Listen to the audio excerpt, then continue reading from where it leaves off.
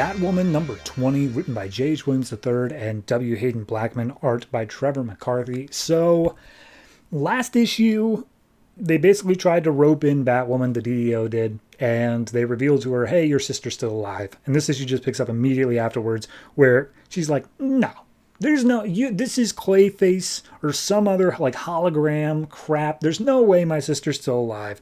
And they're like, no, she is. Allow me to give you the backstory on how we found her. And Chase starts going into this whole thing of, we've been trying to unmask you for weeks. We always suspected that it was you, considering that your dad is the one who took the fall for Batwoman, but like, we weren't sure. But either way, we were investigating everything we could.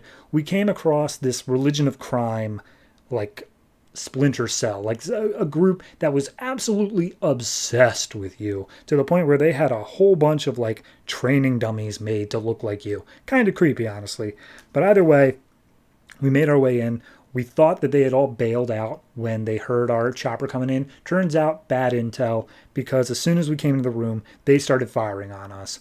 And we threw down some gas that would take them out, but it still wasn't all of them. And we started suffering heavy losses as we made our way through. And Chase lays down the fact of like, they started opening fire on us. They did not care if they died. Their only goal was to make sure we were dead as well. So all of my teammates started going down, and I should have gone down as well, but for some reason I didn't. And I still don't know why, but regardless, I called in, and what we found was this giant sarcophagus there. And we ran some scans on it, and what we found out was that your sister was brought back to life inside. She was in some sort of like stasis thing.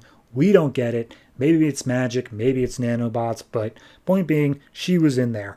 And we only opened it up after your fight with Medusa when you refused to give us the intel you got on Wonder Woman.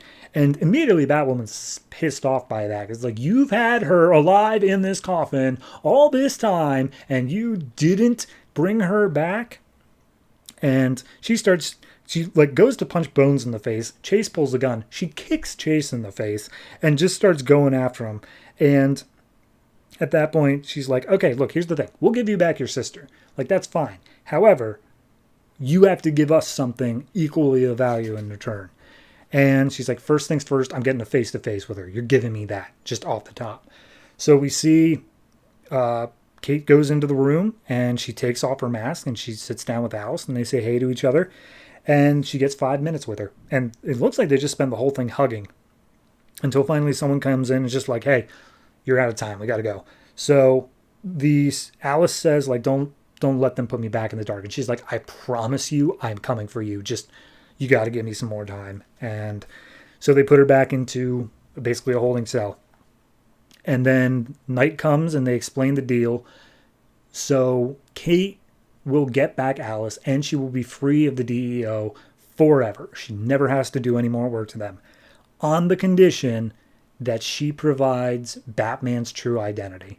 So she's like, all right, Batman for my family. That's the deal. I'll do it. And so she shakes on it and asks DEO for a couple different things. They say Scarecrow sleep toxin is the one thing that she really needs. And as she goes off, they're like, do you really think she's gonna get Batman's identity? And Bones is like, I don't know, but she's gonna die trying at least. So she gets back to her new penthouse that she has with Maggie, and inside is her entire family. Her dad, her stepmom, I guess, Bet is there, and they're all like, hey, Bet put a bug on you when you last split up and the DEO didn't find it. So is your sister really alive? Because we heard all of that. And immediately Kate unleashes on her dad because she knows that he's behind it. And she's like, look, I don't care about any of that. You can yell at me all you want, but is my daughter still alive? And Catherine, the stepmom, steps up, just being like, look, I didn't even know about any of this stuff beforehand. I'm now just a part of it. And Kate's like, why are you even here? Get out of here. You're not important. And basically everyone wants to help. Everyone's like, if this is the way we can get your sister back, we are 100% in, like with whatever you need. And Kate just shoots him down, be like, no, nobody else is getting involved in this. This is my thing. I have to do it. I'm not letting anyone else get hurt. And Maggie basically chimes up being like, stop being such a goddamn martyr and just let your family help you. Because if you don't, I'm packing my bags and I'm out of here tonight. And Kate's like, okay, fine. I guess everyone's going to help.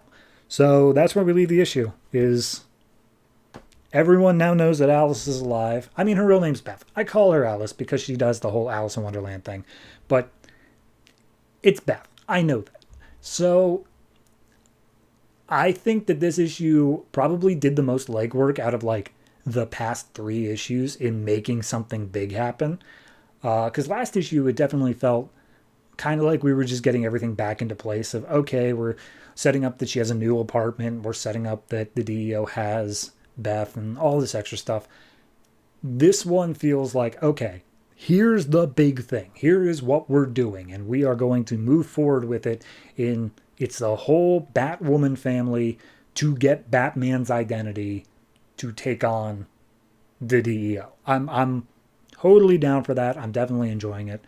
Art-wise, it doesn't do as crazy of layouts as I usually get from this book, but that's just because Trevor McCarthy's the one on art. Not bad with what I got, though.